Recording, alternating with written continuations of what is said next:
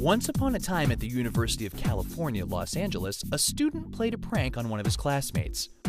Mike Morheim saw Alan Adham step away from his computer for a minute and decided to quickly change his password to Joe. Unsuspecting of this treachery, Adham came back, typed in his password, and logged back on. Morheim was stunned. How had Adham gotten through? So Morheim went to Adham, confessed his prank, and asked how he'd beaten him. But Adham was equally surprised. He just put in his password. And then it hit Morheim. By complete coincidence, Joe had been Adham's password in the first place. From then on, the two classmates became close friends. So close that they ended up going into business together.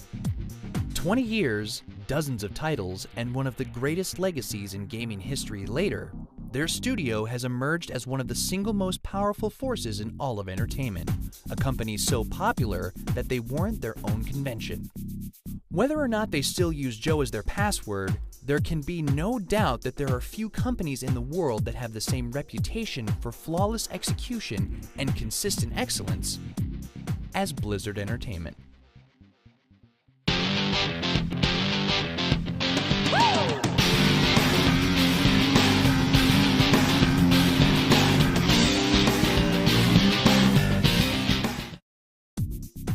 After he graduated, Alan Adham decided there was no better time to follow his dream. He loved playing games, so why not get paid to make them? But he didn't want to be some low-level code monkey for a major corporation. He wanted to be his own boss, working on his own schedule. He wanted to start his own company. So he called up Mike Morheim and asked him to join him on his venture, and he also called another classmate of his, Frank Pierce. I met Alan through a mutual acquaintance at school, and it was really fortunate because I really felt like I wanted to make games. Thought that would be a really cool career, but really had no idea how I would go about doing that. But Alan actually had a very specific plan and a very specific vision for what he wanted to do, and I personally feel very fortunate that I happened to cross paths with someone that knew how he wanted to do exactly what I was also interested in. I didn't meet Frank until the first day we started the company. I showed up and there Frank was. That was when we met.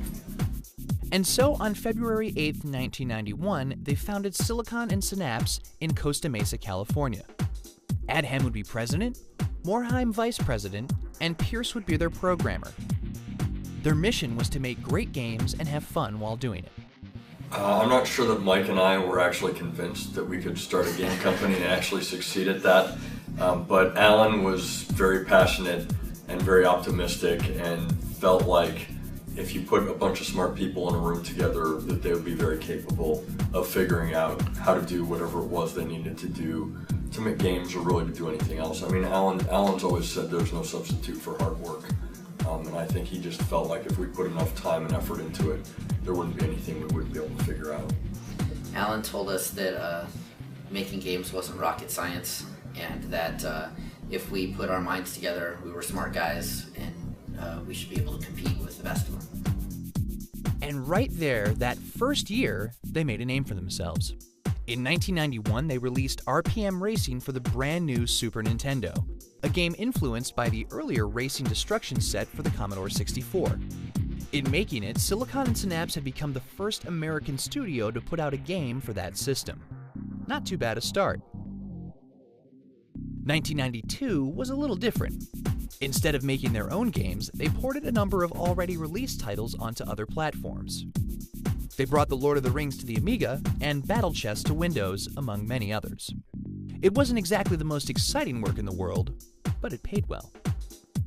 But of course, their real passion was in making new games, and that same year they released The Lost Vikings for a variety of platforms. The Lost Vikings featured 3 Vikings who are, what else but, sucked into a spaceship by the evil Tomator and have to escape. It was an action platformer, but with a unique twist. The player could cycle through each of the 3 Viking characters at will, which he'd have to do since each one had unique abilities necessary to solve the puzzles. It was a sort of single multiplayer game. It also boasted a fantastic art design and wonderful sense of humor, and was an early indicator of the kind of personality and quality that would later define the company. it was different and special for us because it was really our first completely original title. So yeah, we had a great time working on that game, and we learned a lot of our early sort of game design lessons and lessons about the value of iteration. You mean with Lost Vikings, it's certainly something that you run across people on the street and they say, oh, I played Lost Vikings, it was a really cool game. And I think it has some sort of appeal that you can't really quantify for people, which is really cool. The game went on to become an icon of the company's early work and was followed by a sequel in 1995. With the release of Rock and Roll Racing for the Super Nintendo and Sega Genesis in 1993, Silicon and Synapse was starting to make a name for itself. That year even saw them win their first award for Best Software Developer from Video Games Magazine. The trouble was, the name itself wasn't working. Silicon and Synapse was supposed to be a cute term for the combination of technology and creativity, but sadly, none of the business people they dealt with knew what a synapse was. It was just confusing people, and the young company didn't need to be doing that. So they rebranded themselves as the name they wanted to be known by forevermore: Chaos Studios. There were larger issues as well. For one, even with just a handful of guys doing what they loved, the atmosphere was hardly relaxed. I remember at the beginning, I remember it being hard work and long hours. I remember our schedule today I feel like is very relaxed compared to our schedule back then, because I worked in the aerospace industry before I started with Silicon and Synapse, and I used to get to work at 7 a.m. And so I actually continued that trend when I started working on games, and we used to show up to the office between 7 and 7:30 in the morning and work at least a 10 or 12 hour day. I was never here at 7 a.m., but I worked very late. Worse, even for all their success, the numbers weren't adding up. They only had 15 employees, and yet to make payroll, the founders were having to take advances on their credit cards and even beg their parents for money. When even the allowance started to run dry, they knew something had to change. So in 1994, Chaos Studios seriously considered a pair of acquisition offers. One was from major publisher Interplay, the other from educational software developer Davidson and Associates. Initially, the choice seemed obvious. The young company wanted to join into one of gaming's biggest stars. But after thinking about it some more, they realized that at Interplay they'd just be another cog in the wheel and wouldn't have the freedom to do whatever they wanted. By contrast, Davidson and Associates didn't know the first thing about the gaming world, and therefore was willing to let the guys have absolute free reign over their products. It was a tough decision, but in the end, the guys took the gamble on the gaming newbies. Davidson acquired Chaos for $10 million. The influx of cash was a desperately needed break for the studio. I think the Davidson acquisition was really important. It really accelerated our growth. A lot of people don't know this, but up until the Davidson acquisition, we were really on a tight budget. We didn't even have a local area network at the office. So we were passing around discs and everything. We were trying to make the transition to start self-funding and self-publishing our own games. We didn't have to worry about making payroll anymore. We had a pretty fast local area network now, and we were able to just focus on the games. But just as things were finally getting stable, Chaos found that they could no longer be Chaos. Another software company owned the rights to that name, so, once again, they had to change it. They almost went with Ogre Studios, but their bosses at Davidson weren't happy with that choice.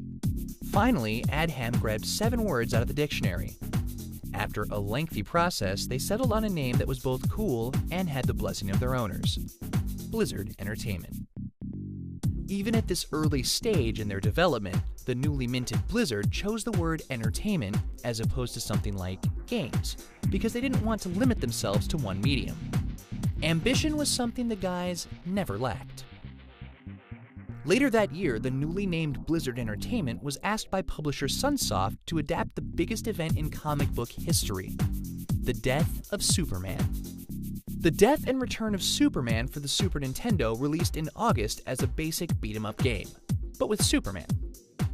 And at the end of the game, you wouldn't beat the final boss. Rather, you'd kill each other, and then start the game all over again as one of the 4 other Supermen, and only if you played through as all 5 of them would you get the final ending. For Blizzard, it was a testament to the reputation they'd earned. In only 3 years, they had been entrusted with one of the biggest names in all of entertainment. In September of that year, they released another original game, the shooter platformer Blackthorn for the SNES and DOS. To get the motions looking as realistic as possible, the crew recorded Frank Pierce's movements and then converted the video into the game's graphics, a process called rotoscoping. The game once again featured a distinctive art direction and a quirky sense of humor, another step on the road to the emerging Blizzard style. So, 1994 had been a big year. The company had been acquired, changed its name, released a game based on no less than Superman, and released another game of their own, Blackthorn. What more could one small developer possibly do in a year? Well, as it turned out, they had one more game to release for the holidays. They would close out '94 with a little game called Warcraft. 2 years earlier, Westwood Studios had released Dune 2, a strategy game in which the player had to manage his resources in order to build new structures that would in turn produce units that could fight the enemy. This game style was so different that it became its own genre, real-time strategy, or RTS. The game had been a modest success, but by 1994, not a single new RTS had been released. Blizzard, however, had plans of its own. Dune 2 came out, and I remember that just light bulbs were going on in our brains. We just thought it was the coolest thing. And but it was single player, and we thought that it would just be really awesome to have a real-time strategy game that you could play with another person. You know, of course, we always try to set everything in a fantasy universe. So that was our formula for success at the time. Since the complex controls for an RTS didn't map very well onto a controller, Warcraft would be Blizzard's first game to be exclusive to the PC. It would also be the first game they published by themselves, making use of Davidson's already strong distribution arm. The game itself was almost perfectly balanced between its two factions, because its two factions were practically identical. Each side's units did the same damage and had the same health, with only a few exceptions. That being said, the art design was gorgeous and the fantasy setting provided for a fun story. Beyond that, it had multiplayer. This was limited to LAN, or if the player knew how, a direct connection to another IP address, but it still made for some heated head-to-head strategic combat that literally no other game had. It didn't hurt at all that this was the first real-time strategy game since the first real-time strategy game, so the market was wide open. Warcraft Orcs and Humans was well received and reached solid sales.